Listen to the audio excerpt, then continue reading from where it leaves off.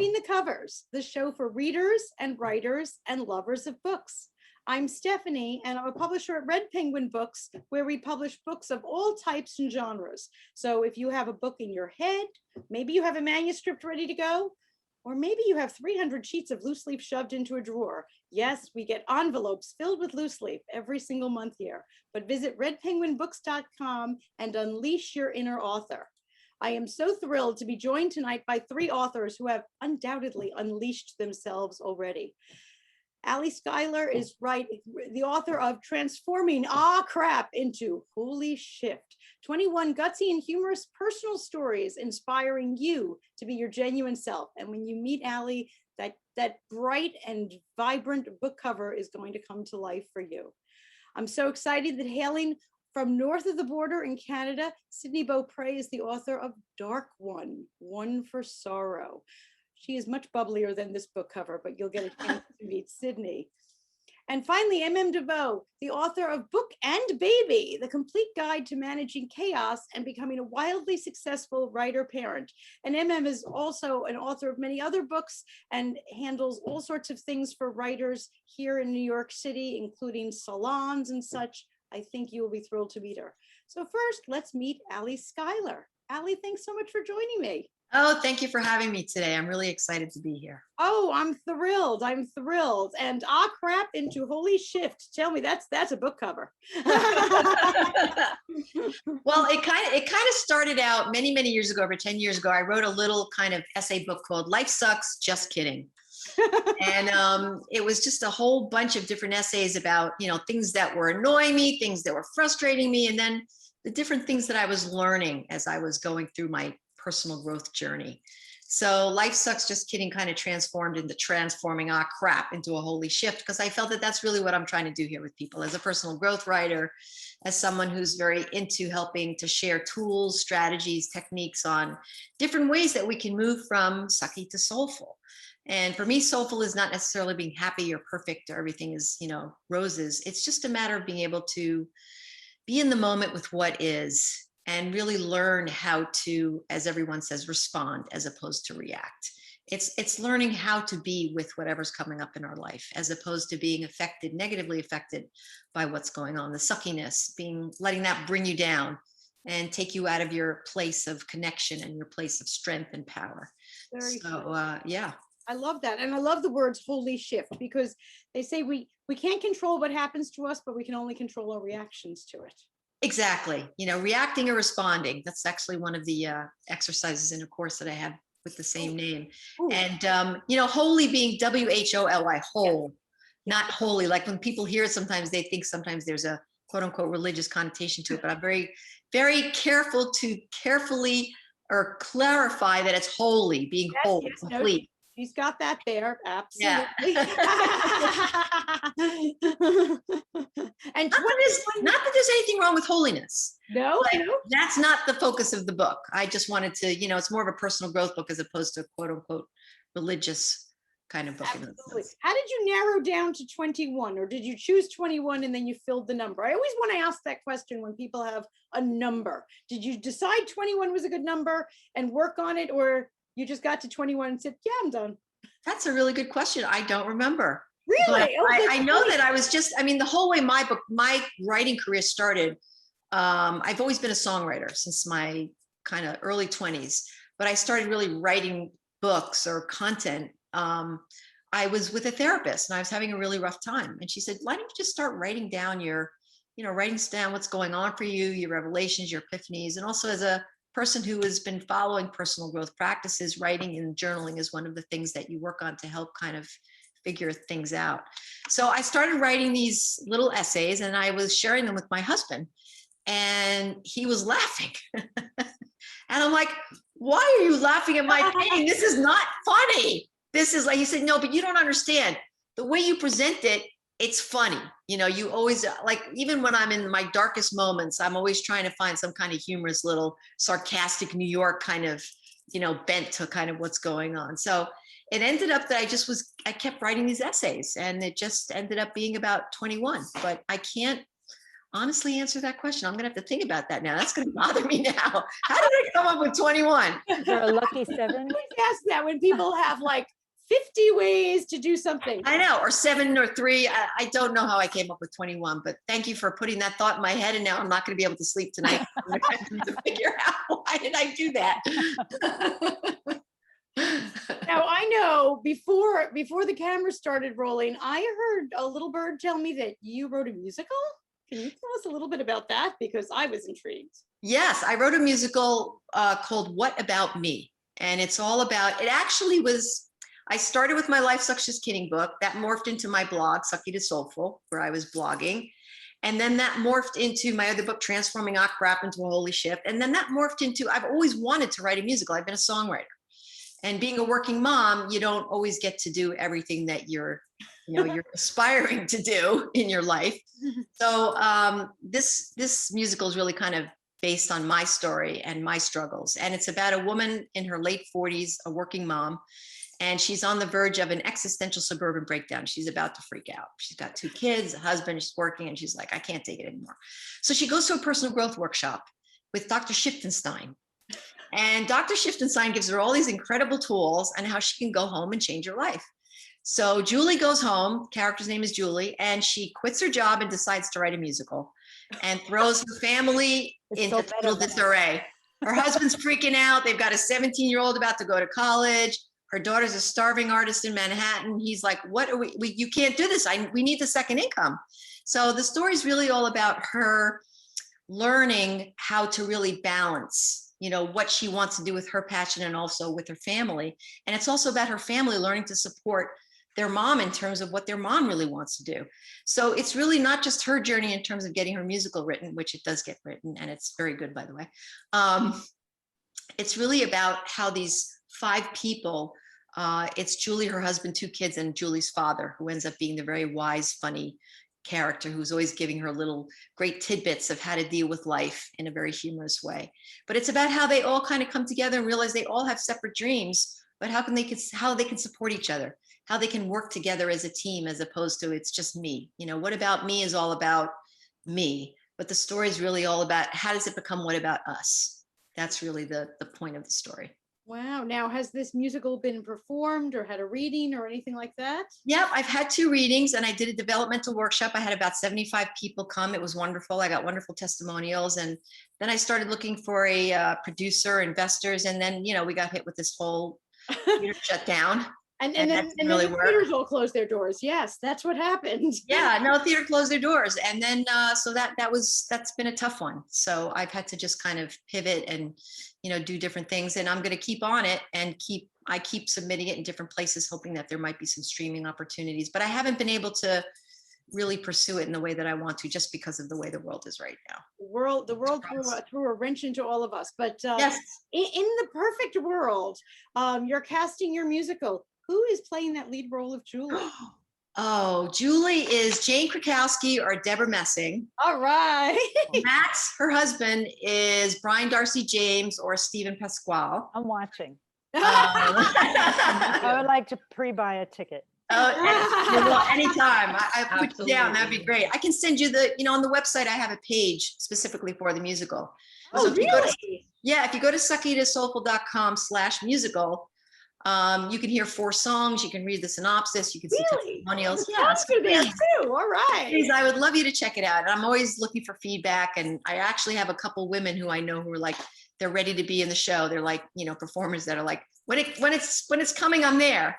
So that's right. So now I just have to get the ball rolling on that. Got to get the ball rolling. We got to open up those theaters, and we've got to all go over to suckytosoulful.com, and I heard 4 songs and all the information. And I would bet pretty soon there's going to be a button there to buy tickets. So keep on checking back to suckytosoulful.com. Now, in a total 180 from the bright sunshine here, Sydnie Beaupré with Dark One. And Dark One is her take on the fallen angel type story. I definitely want to hear all about this. It couldn't be more of a 180 from Allie if we tried. Sydnie, welcome, and tell us a little bit about you and about the book. Well, I'm from Montreal, Quebec, and the book is about fallen angels, curses, forbidden love, and friendship. I'm glad Uh, we threw in friendship there. and friendship. And friendship. Is this going to be a whole series, or is there more, or is it a standalone? It's going to be a series. There's 2 books. Okay. It's the second book is almost finished. Terrific. Terrific. So- I'm glad. I wasn't sure if it was a standalone or not. Now, what inspired you? Do you have some favorite authors that put you in the mode for this kind of writing, or is this where your heart has always been? I love Stephen King. That's why I set this book in Maine, Oh, actually. fantastic. As a nod, I was like, I love Stephen King. I have to. Tahara Mafi, she's one of my favorite authors. Nice. Nice. Well, tell us a little bit about you. When do you get all this writing done? Well, I have a lot of free time right now. I'm unemployed. Mhm. I was a student prior to being unemployed, so I had a lot of spare time then as well between studying. And yeah, Is this a pandemic novel? no. It wasn't written during the past 14 months. It was No. okay. Because I know many people who have had free time because of unemployment and such. Yeah. And lots of books have been getting written during this time. That's why I was wondering. Oh, I've been writing. Oh, good. I'm glad to hear that you were writing. Yeah. So since you are our fiction writer on for tonight, well, I would assume that Ali and MM's books are real, but they might tell me otherwise. So tell me, are you one of those plotters or pantsers? I always have to ask fiction authors that. Did you plan every scene and know what was going to happen? Or do you just sit down at the computer and just see what your characters are going to do? Yeah, I just sit down at the computer and the characters take me away on a journey. It's awesome. I've always wanted to be a fiction writer. I'm a nonfiction writer. I've always wanted to be a fiction writer just to make stuff up. When we nonfiction writers make stuff up, it usually doesn't go over very well. No. That's just fabulous. Did any of your characters in Dark One surprise you? Were you sitting there at the computer and someone did something, all of a sudden you said, Kale, don't do that. I don't want that to happen, or anything like that? Oh, yeah, a few times. Vicky, I didn't want her to be a good character at all. Really? But she had a good streak and you didn't want it? Yeah, I didn't want it at all. I really wanted her to be a bad character, but she was like, no, sorry, I have to be good. Very cool. Now, in return, did you have a good character who went on their dark side instead? No. So nobody went bad. No. They Nobody all went bad. stayed on the good side. I don't know. That says Yeah. something about the author here. So you're working on the next book. Now, if you were writing in a genre other than, this type of paranormal angels type of a genre, if you were writing something different, what would it be? Just I would write I am writing dystopian. Oh, are you really? Okay. And what did that get influenced by? That was influenced by other dystopian authors on Facebook that I have as friends. Fantastic. So you're just sticking with the dark no matter what Ali says to us, huh? She's not moving to soulful. She's staying in the sucky right now. She's staying in the sucky. She has to stay in the sucky because it's helping her to write those books. That's right. That's right. I don't know, Ali. Sometimes we have to stay in the sucky just because the book requires it, doesn't it? Yeah. Look, we need the sucky in order to feel the soulful. It's like you have to have both in order to kind of be able to see the difference and understand the contrast of this doesn't feel good, but this does feel good. So the not feeling good kind of propels you into the feeling good because you don't like the feeling good. So we can't rescue her from the suckiness yet because she has to finish that book. How much further to finish that second book? I think till January. Okay. So after January, call up Ali and she's going to save you from the sucky. Okay. Okay. Well, it doesn't sound so much like Sydney's doing sucky. It sounds like she's just exploring the dark side of things in comparison, right? You have the angels as well as the And what Yeah. I find Yeah. interesting, So she has both going on there. It's not just sounds like she's just exploring that part of, and but we you all know have what's that part. interesting? That the character that she wanted to be bad went good. Yeah. It's kind of like trying to break out there, you know? I think that that's very interesting. I've never had that experience, Sydney, of writing and having something pull in a different direction. I can't imagine how that feels. Oh, it happens to me all the time. It's very annoying. Does it? It's very annoying. Characters do what they want to do, and I have no control over it. Oh my gosh, I can't imagine. Well, you know, characters might do what they want to do, but also kids do what they want to do. and, Yep.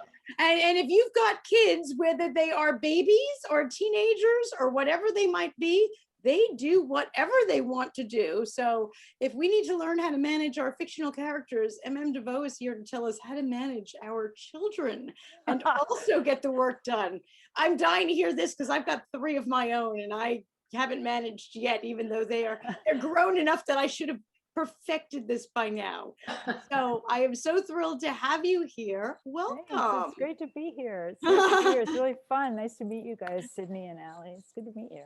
Thank you. So tell us about Book and Baby. And I know you were a writer besides this. Is it your personal experiences with balancing it that got you into this? Yeah. So I am a fiction writer. My heart is in fiction. And I, was plodding along, trying to write a novel when my kids were very tiny, and it was nearly impossible. And I used to meet with a friend of mine who also had little kids and was also trying to write a novel, and we would just over lunch like go, how do people do how like Sorry, I'm laughing because I can totally relate. I don't know I can anybody totally who has relate. kids who does not relate to like Yeah. how are people doing it? How are people winning Pulitzer Prizes? Well, how is this happening? Like, like what?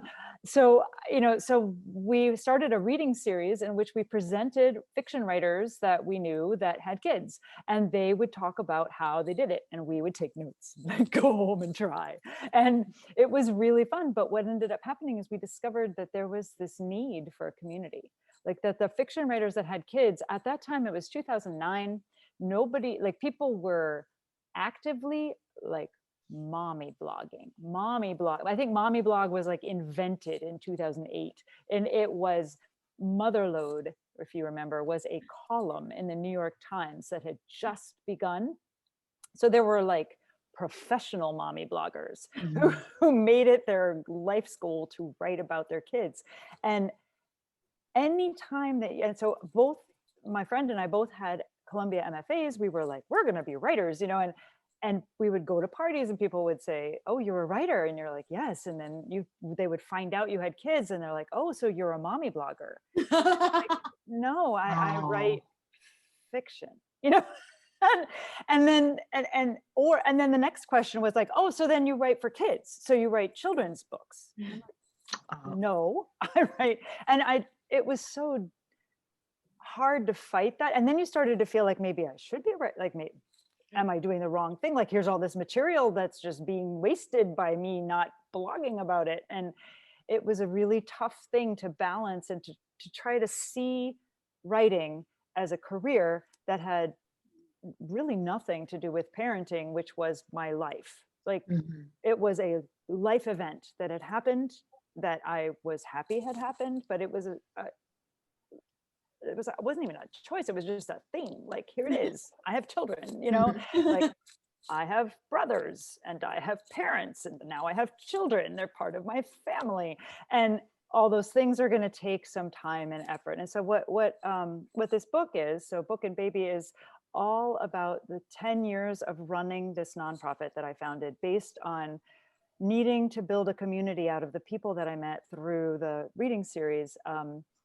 We started with a reading series, and then we started running a fellowship, and then I wanted to make it into a actual business, and we had this like, and it ended up being a nonprofit that had a board, and it was, and Pen Parentis was born.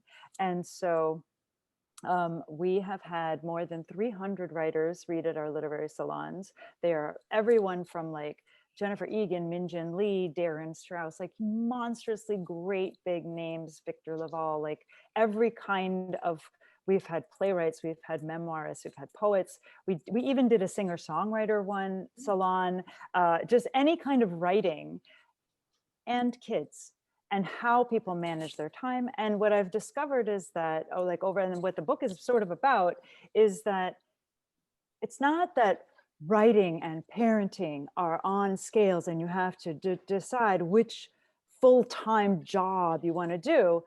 It's not that at all. It's that your entire life is a mobile hung with 1,000 million identity pieces.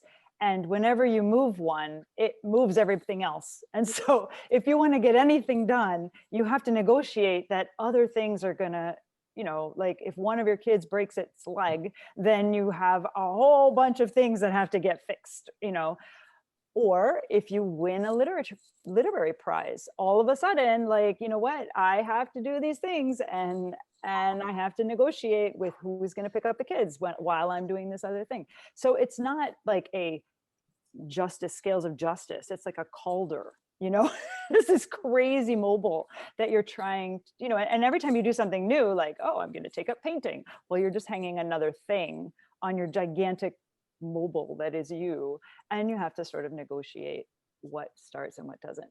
And so what the book does is it breaks down parenting into sections. So there's infant parenting and toddler parenting and little kid parenting, big kid, teenagers, and grown and flown even. And I talk about the resources that you have, which you need for any career, but really for, in this particular instance, for writing, you have time, energy, and money. And you need all those things. You have to have them to be able to be successful in your writing career. And yet you have children, and they are going to take all the time, energy, and money that they can get. So the book is really about like what you can expect. It's almost like a what you can expect for writers, like what you can expect in the toddler years. You can expect to have no energy whatsoever.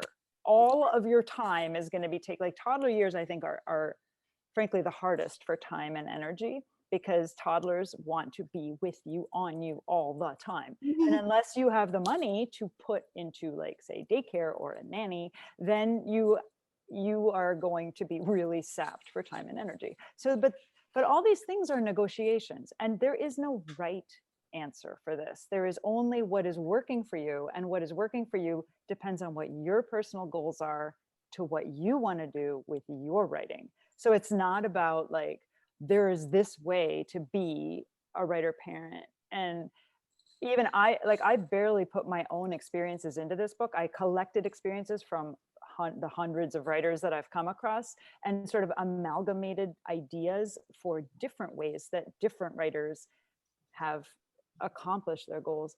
One of the things I think is really fascinating about humanity is that when we hear that somebody does something and it's working, we immediately compare ourselves to that practice. And we're like, for example, I will tell you this right now. If you ask a person if they are a night writer or a morning writer, I guarantee you that the next person who speaks will say, oh, me too, or, oh, I'm not like that. Like there's this, it just happens in your head. Like you can't help it. If I say, oh, I write really late at night, the three of you are going to immediately respond with, oh, I don't do that, or, oh, I do that too. Right. And it's just human, and it's so strange. And I think it affects us as parents, because we hear like, oh, I grow my own radishes and I make organic mush out of them using my thumbs, and I never use my index finger because I think that's unsanitary. And then, oh, okay, well, I do grow organic radishes, but I use my fingers. Like, I mean, there's so much like instinctive comparison that happens. And I think it makes us less secure about our own choices, even though they're working. Like, I do like to write at night. I do get writing done at night. Yeah. Other people absolutely get up at 4 a.m. and get their writing done. They absolutely do this, and it really works for them. It's okay as long as there's writing getting done, right? And then there's other people who literally cannot get writing done because they have like a kid with special needs who absolutely has to be taken to the hospital 4 times a week. Like, okay, you are not going to get that kind of, maybe you'll write something tiny.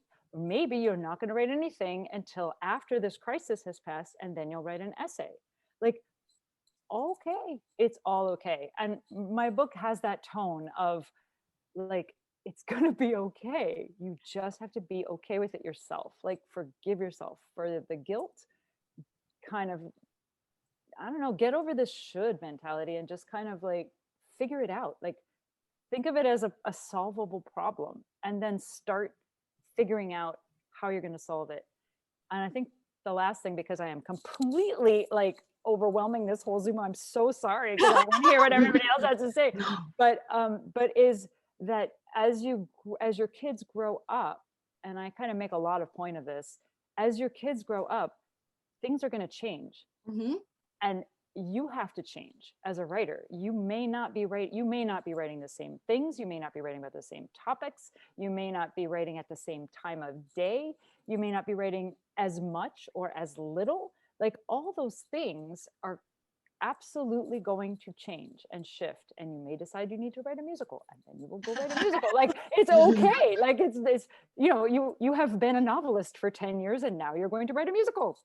Do it. Like, who's stop? Nobody's stopping you. Like, so, but I think that we do tend to we get sort of pigeonholed in our ideas, and and especially things like kid routines. When your kid suddenly stops napping, that can be such a crisis in a writer's life, because you were used to this routine where the kid was napping twice, and I was writing during the nap time, and it was all really great. All of a sudden they're not napping. So now what? You're going to be angry at your kid?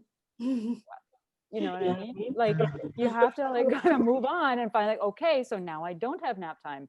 When will I write? Like, will my spouse be kind and take the child on Saturdays? Will I sit in my car writing? Like, what will I be doing to write? Like, how am I going to do it? Am I going to go to a coffee shop? I don't know. I love that it's a continually, the way you describe, like almost the chandelier or mobile. People think I need to find like a writing family balance. No, it's not just once and you balance it all the time. You get it perfect, and then no, it's a continual thing, because you change, your writing changes, and goodness knows your kids change. They sure do. And especially as you add, if you have multiples, like, there's definitely a one child thing, and then you have the second child and you're like, oh, one child was easy. And then if there's a third one, then it's like, oh wait, this is hard, but wait, now it's easy because they're taking care. What is going on? Like, there's I've heard so many interesting stories about like all the different changes, and the special needs, or if single parents have a completely different, like, anytime. And there was a really good anthology that was put out by, I think it was Esme magazine, who sponsored the actual initial writing of it. And it was about single moms, but it wasn't just about moms who had either had children sort of by surprise, or people who had planned to have children single, but also suddenly divorced women who did not expect to be single moms and all of a sudden are. There are quite a few of those. And like, that negotiation of that, and then if you then find a new partner, then there's a new negotiation to deal with, especially as regards kids, especially if they already have kids. Like, that whole like sudden step parent, where it's like, okay, well, I wanted a relationship, but now I have a family and I have to figure out my writing in relation to that. Like, there are a lot of variables that can happen. And people listening to you are thinking, how does anybody get anything done? Yeah, but isn't it cool that they do? And here's something that's gonna like jazz your world. So I may have told you this, Stephanie, at some point, but I was very lucky. And in 2019, before the pandemic, I got invited to this Lithuanian conference of expat writers. And it was so cool. And I went through Sweden. And in my layover in Sweden, I took the day to go into Stockholm, which I had never been to. And it is the coolest place, possibly one of the coolest places in the universe that for me. Anyway, I loved this. I loved this little layover. And I went to the Nobel Prize Museum to check out the literature winners to see how many of them were parents, because I'm that kind of a weirdo that I just have to know these things. And 8 of the 10 winners that year, like 8 of the 10 past years, 8 of them had kids. Wow. So it's not like you can't do it. It's that you have to figure out how to do it. Like there's so many more successful writer parents than you can possibly imagine. And yet, like when you think of it, you think like, oh, it's impossible. It's an Right. So impossible when you're thing. home alone with your toddlers and you're saying it can't be done, just know that 8 out of 10 of the Nobel Prizes for literature managed it. And also is worthy of note that a Nobel Prize is a lifetime of writing. So it's not just like when your kids were 3 to 5 years old, because I don't know who wrote anything when their kids were 3 to 5 years old, but a lifetime. It make me jealous when you mentioned writing during nap time, because I've had 3 kids and No naps. nobody has ever taken a nap ever. There you go. But that's the thing, you don't know if your kid's gonna nap. Like people give you all this advice and no 2 kids are ever like. In your own family, your 2 kids are not alike. Your first kid does this, your second kid does like the polar opposite, even though you did the same thing. It's bizarre. It's like, I made you your brother's favorite food. I hate it. And if you're not battling kids, some of us have cats that walk across the keyboard. I don't know any of us have cats, right? Cats are awesome. You know, I wanted to say too, from listening to you speak, is that I think one of the things that we've done to ourselves as women who are also artists or writers or working moms is that there's this whole concept of we need to find balance. Yeah. And I think when people think about balance, they think about equal. They always think of this, the scales of justice, and right. especially a blindfolded woman. I think it's a word that doesn't really serve our evolution and serve our roles as working or artistic moms. And I think what you're saying about your book is that every stage has a different requirement in terms of what you can do. There's never balance. Well, there's a concept, but it's just balance is not a much equal. bigger mobile. It's not just the scales of justice. It's like this gigantic, crazy mobile where everything has to balance. Well, it's like what you said in the beginning of the conversation, where one piece moves, everything else has to adjust to that. So when people think of balance as being this, that's really not. I think we could talk about you're not stability, like stability instead of chaos. Although we have to move through the chaos, so maybe there's also a bit of like, I don't know. What is it they always say? Grit. What's the other word? What's the like lovely fancy word for grit? There's one. Resilience. Resilience. Resilience. And it's how you react to things. Like Ali was saying, we can never ever achieve that perfect stability or balance. Things are going to happen. I mean, when you have kids, you're going to have someone who is going to throw up all over your manuscript. If you're lucky, it's not your laptop. I don't have kids, so I'm like, nope. Or maybe, Sydnie, do you have a cat that walks right across and hits delete? I used to. I have 2 dogs. Okay, so they don't walk across your keyboard as much. But things are going. Life is going to throw you that wrench. I mean, the fact is, 14 months ago, and I've been saying this all year. 6 months ago, we never thought this would happen. Well, 14 months ago, we never thought this would happen. Mm-hmm. And it's all about, like Ali was saying at the beginning, it's about your reaction or response. Is that So we can't control what happens to us. And like you're saying, you've got kids, so you have kids. You've got babies, you've got toddlers, you've got and the thing is that like I wouldn't want anybody to think that just like that having kids is going to make it impossible to be a writer. Exactly. This is what I was kind of like, this is kind of why Apprentice was founded, is because for decades women in MFA programs were kind of suggested that a child was going to be too much and you weren't going to be able to have a writing career. That's garbage. It is garbage. You don't know what's going to throw your writing career off. Like if your parents get sick, screw your writing career for a while. You have to take care of them. If your dogs get sick, guess what? You're going to the veterinarian, and that is going to screw your deadline. Like It But makes me so mad that they always pick on like Mother. parenting as the one Yeah. thing that somehow in a woman's control enough, and really a real artist would like not have kids. Well, if you don't want kids, don't have kids. Don't put it on your career Right, that you right. don't want kids. Like that You know? really bothers me. And quite frankly, not just for writers, but for business owners in general. Yes. Fastest growing segment of new business owners is mothers. Yeah. Mothers are forming businesses around the world at a greater pace than any other demographic. They get it done. That's like that line, you know, if you want to get something done, give it to a busy person, Yeah, exactly. you know, and I think the same thing goes, and like you said, for the artists. I think that it is, I really do think it is like I'm quite envious of many of my friends who have no kids. They have different, you know, they have lives that are amazing and that are full of wonderful things that are wonderful. And it's not because they don't have kids that they have wonderful lives. They just have wonderful lives. I have a wonderful life too. I happen to also have kids in it, but it does not like, it's not an either or. You don't, and I personally don't like either or almost ever. I agree. And we don't want to scare Sydnie Like either. ampersand. Oh, can I tell you something cool about this book? So, okay, so it's book and baby, not book or baby, right? Yes. And the illustrator, June Gervais, she's a big ampersand fan of the ampersand. And so she did these really cool illustrations in between all the chapters. They all have ampersands hidden in them.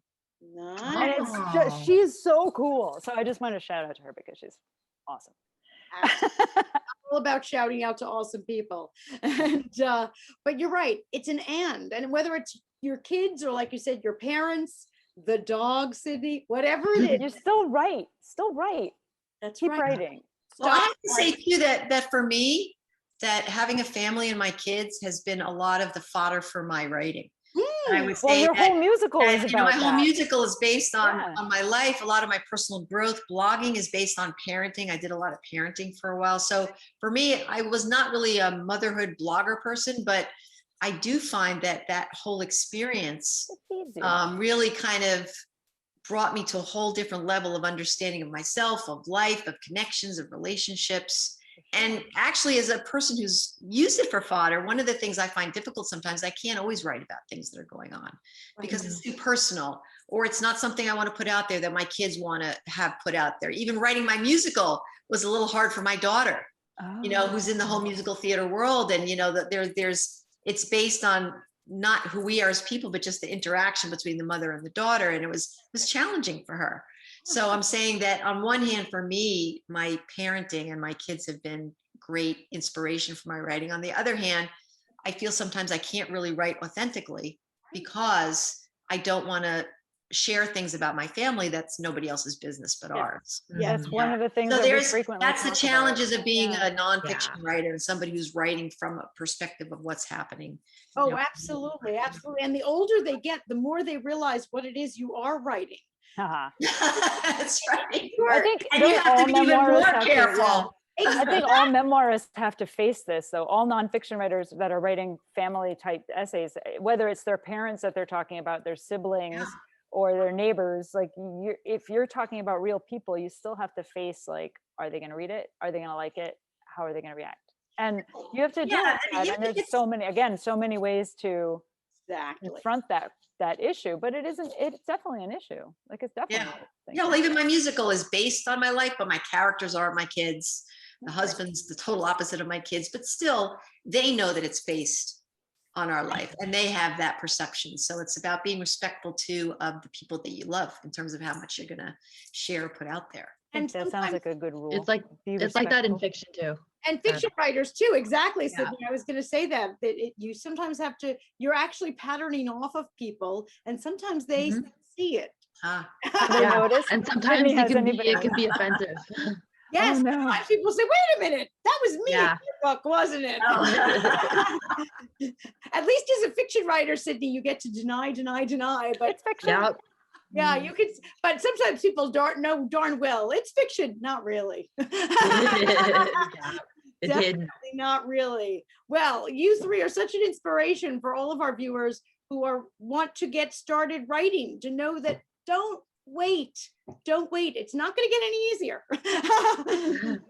Like the Nike symbol, just do it. It's whether you have babies at home, dogs at home, parents at home, or you're home by yourself and you have nobody to motivate you, do it. Just get it done, because tomorrow isn't promised. So start writing today. Even though more than just doing it, I always say just show up every day. Even if it's 10 minutes. Show up. If you don't get through it, but just show up for 10 minutes, because when you show up, the universe shows up too. And the universe doesn't know what you want if you don't show up. And even if you sit there for 10 minutes and don't write anything, but just showing up consistently does add value, I think, too. So Is it Woody Allen who said 95% of success is just showing up? no, I don't know, but that's a great one. I like it. Yeah. Absolutely. So we want all of our viewers to show up also. You can grab Transforming Ah Crap into a Holy Shift by Skylar, or if you want to visit suckytosoulful.com, and you'll get a peek of the musical, listen to some songs from there, and see some other things all about Skylar. Sydnie Beaupré, the author of Dark One, and you definitely want to go to sydniebeaupré.com, because there's another book that's going to be coming out soon. So you definitely want to go there and check it out.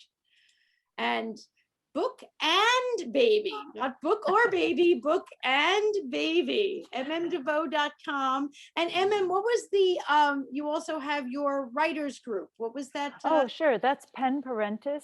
Pen Parentis. Pen Parentis, like parent is parentis. Yeah? Penparentis.org. .org. Oh, that's right. Because it is a nonprofit. It is a actual legit 501c3 nonprofit. Ooh, love that. Love that. So if you want to learn more about all of those things and our authors today, who are just all amazing, thank you so much for joining me on the show. Oh, thank you for having me.